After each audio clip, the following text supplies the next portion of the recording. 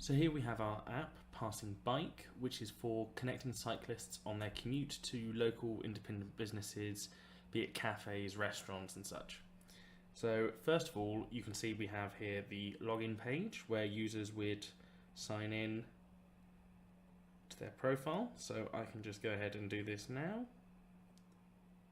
So immediately upon logging in, we're presented with the main screen of the app, which you can see has buttons for starting a new ride,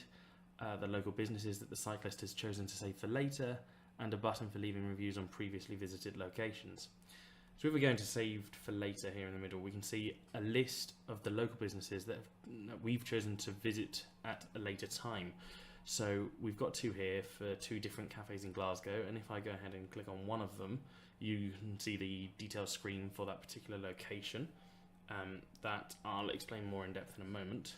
But if we go back to the main screen, then we can also go into start a new ride, and here we're showing a list of categories that we can filter the locations that would be suggested to the cyclist on their commute. So we can go ahead and select food and dining and perhaps coffee shops here to only get those types of places suggested. And then if we go into add additional filters, we can further filter by price, so perhaps medium,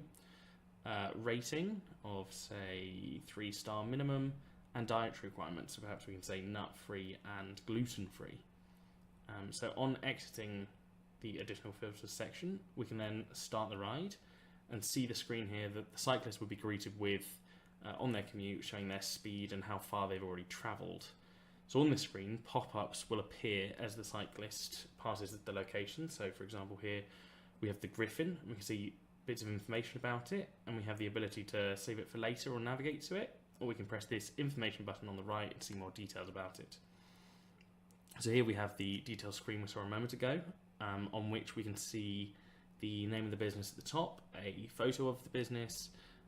information about how well rated it is, how busy it currently is,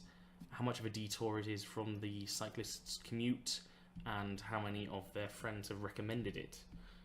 We then have several action buttons down the bottom of the screen for saving it to later, which we can do, favoriting it, which we can also do, and also seeing the menu for the business or navigating to it.